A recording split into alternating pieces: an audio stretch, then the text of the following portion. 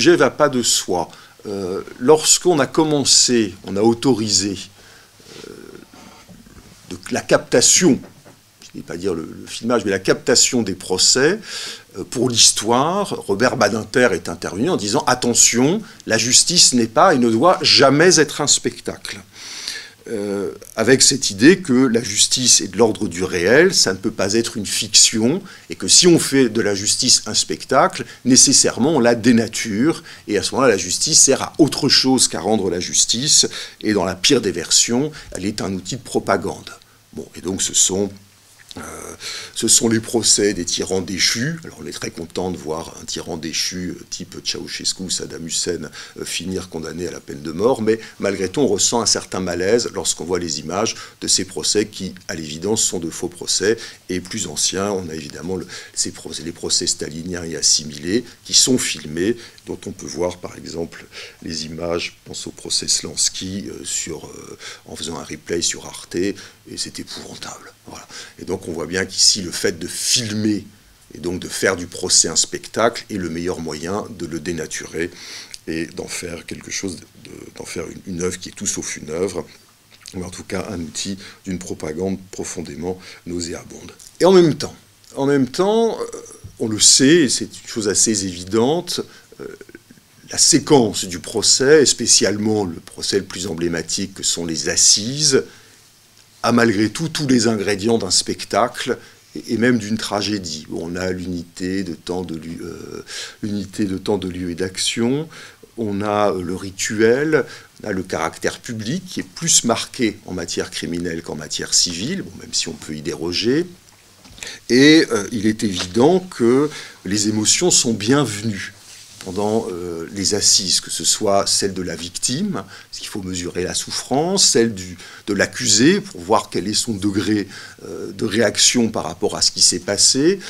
celle des témoins, puisque les émotions les trahissent, donc l'émotion du témoin permettra de voir, en tout cas d'apprécier s'il est plus ou moins crédible, et puis l'émotion que suscitent les avocats lorsqu'ils plaident. Et je pense ici à la célèbre plaidoirie de Robert Badinter au procès Patrick Henry, où on dit « Le personnage est tellement indéfendable qu'il va falloir plaider autre chose que la défense de cet accusé, qu'il va falloir plaider de manière abstraite contre la peine de mort. » Sauf que la plaidoirie de Badinter n'a rien d'abstrait. Badinter débute sa plaidoirie en rappelant par le menu l'exécution de Bontemps. Et il le fait un peu comme Foucault le fait au début de Surveiller et punir, en rappelant le supplice de Damien. Donc évidemment que tous les jurés sont pris aux tripes, puisqu'entendre le récit d'un homme se faire découper en deux ne peut pas laisser indifférent. Et Badinter conclut sa plaidoirie en disant « Dans quelques années, quand vous aurez devant vous vos enfants et vos petits-enfants, vous devrez leur dire et vous devrez assumer que vous avez décidé la mort d'un jeune homme. Est-ce que vous pourrez vous regarder en face? On ne peut pas dire que cette plaidoirie soit une plaidoirie abstraite contre la peine de mort. C'est une plaidoirie qui tape, qui vient atteindre les émotions de ceux qui l'entendent, et ce pour les amener à se décider. Et finalement, la plaidoirie est un succès puisque Henry échappe à la peine de mort. Enfin, je pense que cette émotion, elle n'est pas non plus absente, et elle ne doit pas demeurer absente de la tête des jurés, qui sont ainsi touchés par les plaidoiries des avocats. Alors évidemment on nous dit que les jurés ne doivent pas entendre, quelle est la formule exacte, n'écouter ni la haine ou la méchanceté, ni la crainte ou l'affection, mais malgré tout on fait appel à leur intime conviction, et on s'adresse à des jurés, donc à des non-professionnels, donc à des individus dont a priori n'ont pas de science de la preuve. Et donc ce qu'on leur demande, c'est en leur âme et conscience, de se décider, et dans l'âme, il y a forcément des émotions. Ça ne veut pas dire qu'il faut réagir à l'émotion, mais qu'il faut réagir, en tout cas, avec une intelligence de ces émotions, et on pourrait développer. Donc, oui, il y a, en tout cas dans cette séquence-là, une dimension spectaculaire qu'on ne peut pas mettre de côté et nier comme telle.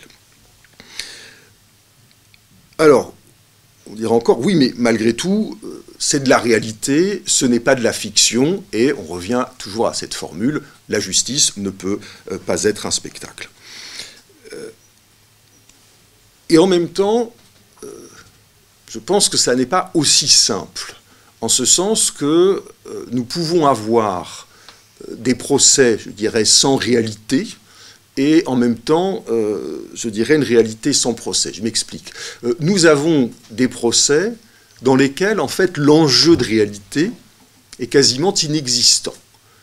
Et je prends l'exemple du procès des attentats du 15 novembre. Les faits sont parfaitement connus. Nous n'avons dans le box des accusés qu'un seul accusé, dont nous savons pratiquement dès avant l'issue du procès qu'il subira la peine maximale. Il n'y a quasiment pas d'enjeu. Donc, en revanche, le procès est une nécessité, exactement comme la tragédie grecque est une nécessité. Le procès est en quelque sorte la fiction que la société a besoin d'écrire au-delà de la chose purement juridique, qui est la condamnation de la personne présente. Et inversement, on peut avoir de la réalité, et une réalité de type processuel, dans ce qui est un pur spectacle. Et je pense ici au spectacle engagé.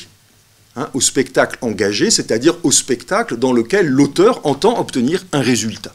Et ça peut être dans le cadre d'une procédure, et un exemple récent, c'est ce film dont on a parlé au colloque sur le droit filmé, ce documentaire de Sabrina Fantassel sur l'État du Texas contre Melissa, qui est un film construit pour plaider la cause de cette pauvre Melissa qui est dans le couloir de la mort et qui va probablement en sortir.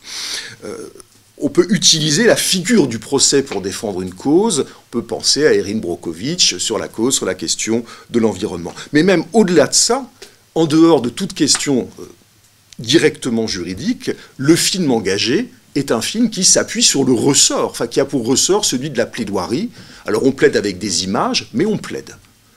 Et alors les exemples, généralement d'ailleurs, je veux dire quand on plaide, la réprobation ou la censure est pas loin, et les exemples, ça commence avec le Tartuffe de Molière, qui est une plaidoirie contre les dévots, mais on a aussi les Sentiers de la gloire de Kubrick, on a la bataille d'Alger, ou encore Histoire d'A, etc. Un certain nombre de films qui, par leur engagement, suscitent en tout cas une réaction.